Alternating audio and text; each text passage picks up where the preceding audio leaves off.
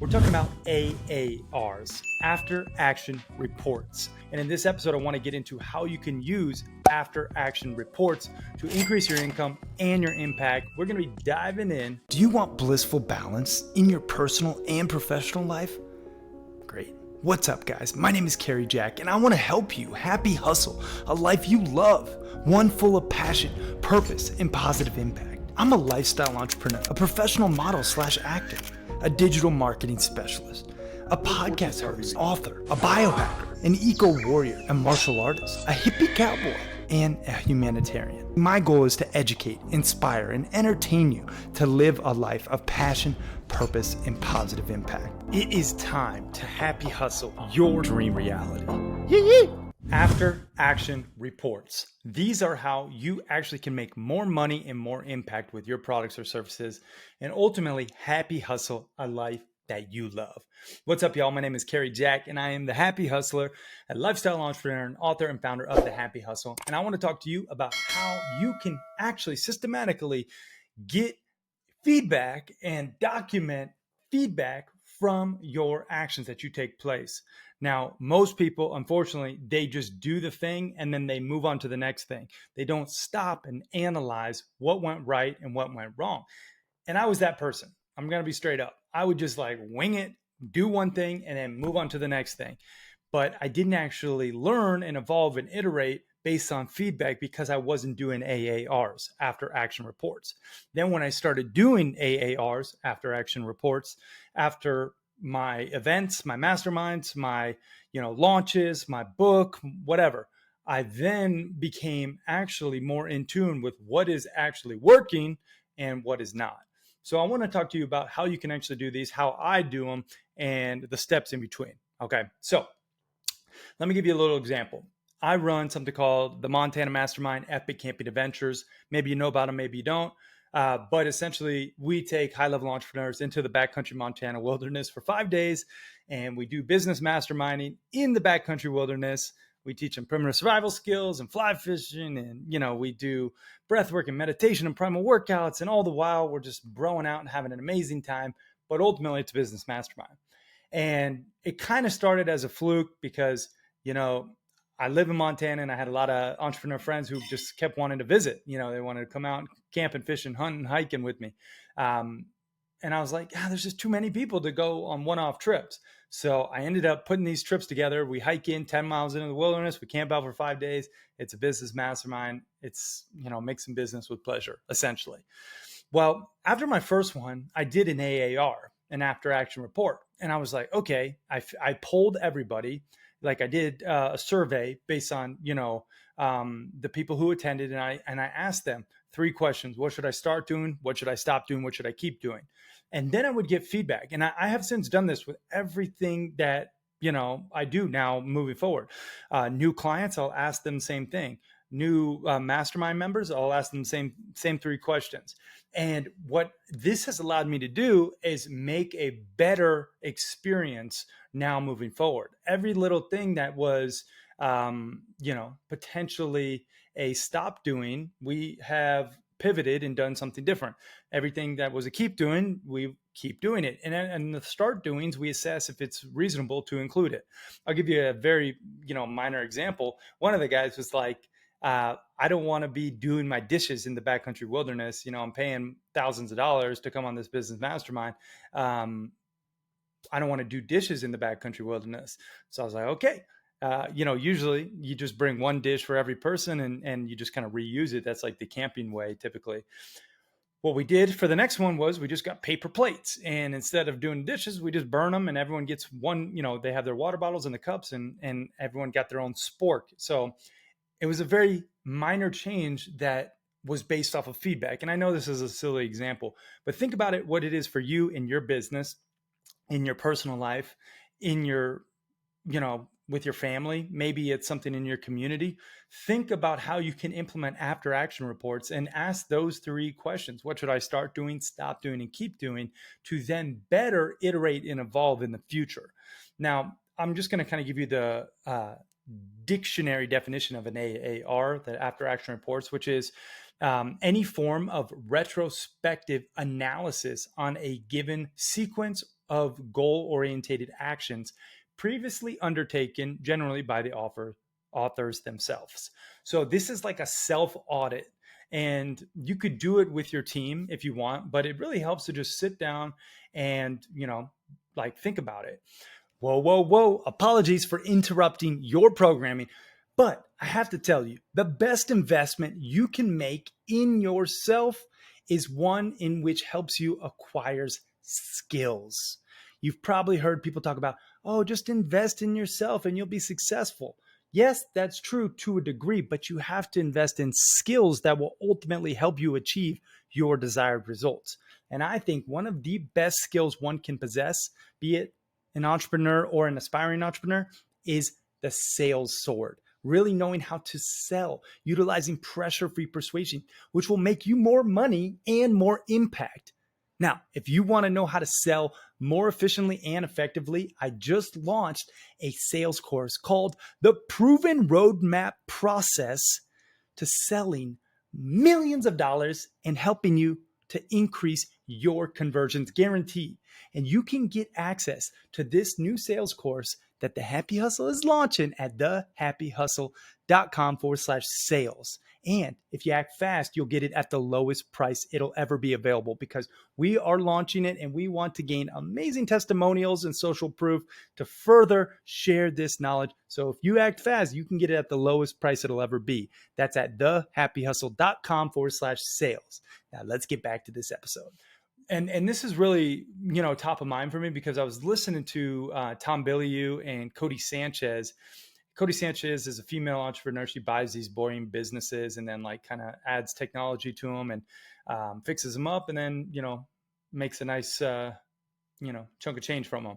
I guess she's doing close to 100 million in revenue generated from her boring businesses, which is impressive. But she said something. She said, action, analyze, document. Action, analyze, document.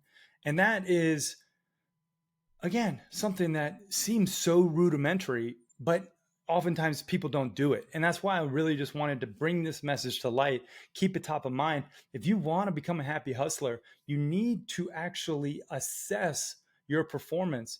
Actually, Ed Milet talks about, he says, where performance is measured, performance improves. And that's why we have the 10 alignments of being a happy hustler, and that's really why we have the Blissful Balancer, our whiteboard fridge magnet, because these whiteboard fridge magnets allow you to track your performance every day in each of these 10 different areas of life, our soul mapping framework.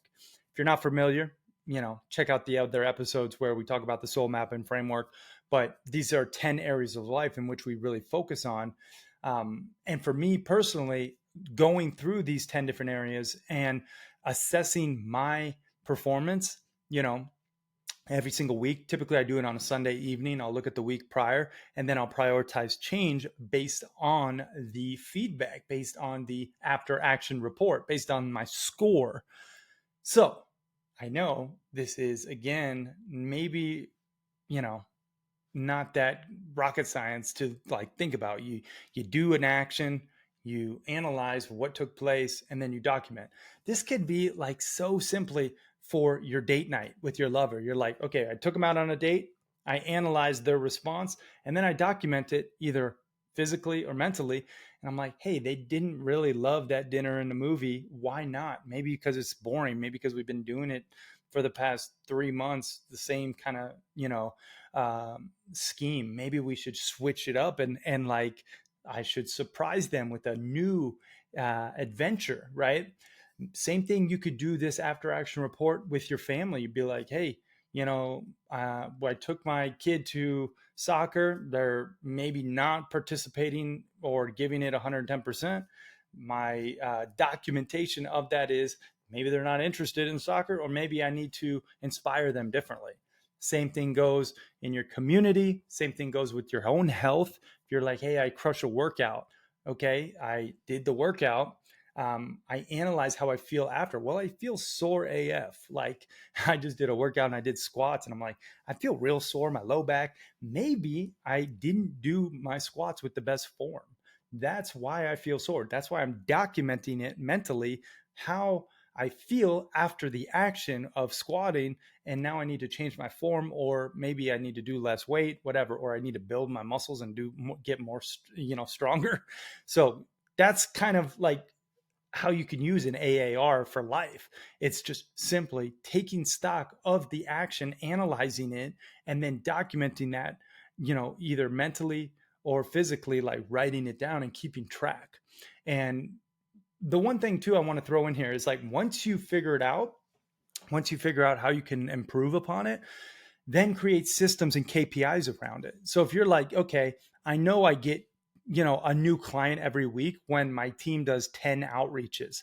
The action, 10 outreaches. They send 10 emails. The analyzation, we get 4 calls booked, and then I close one of them.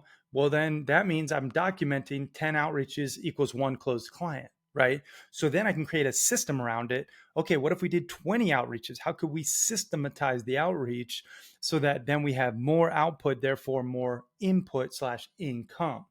And again, this not super crazy to understand, but I don't think enough people are doing this. I know I don't do this enough myself. Like this is a message to myself as well, where it's like create systems and actually execute. Now, recently I've had my wife and I welcomed our son, a little baby boy, and I haven't really been working for the past month and a half.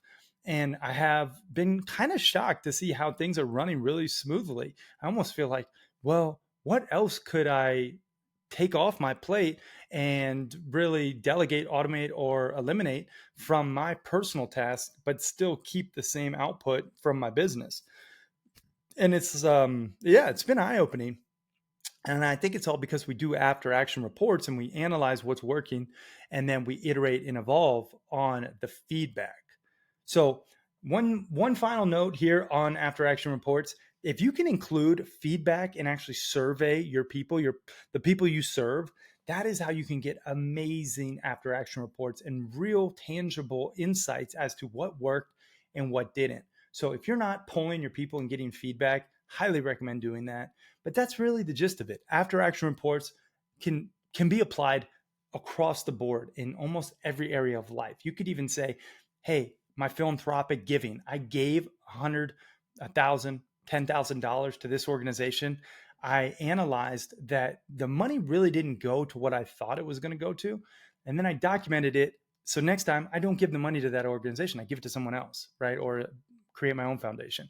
That can simply be how you can apply after action reports. And it's just a very simple framework. But remember, when Ed Milet talks about it, he said, where performance is measured, performance improves. So measure your performance, do after action reports, and actually analyze and document what's working and what's not, and then iterate and evolve accordingly.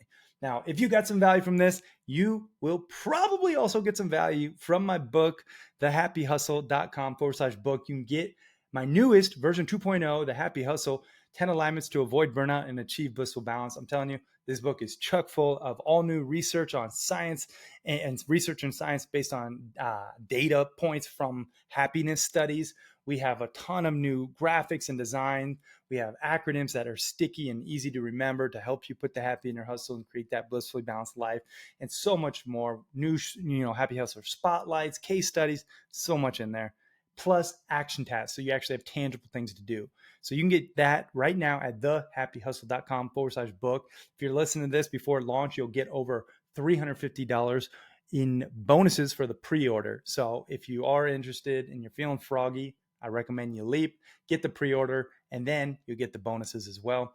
Now, regardless, thank you so much for watching this and just listening to it and just, being interested in putting the happy in your hustle. That's why I do it. I want to help you. I want you to just create that blissfully balanced life that you love, and I'm here to serve. So thank you again. Without further ado, I am out. Peace and love, y'all.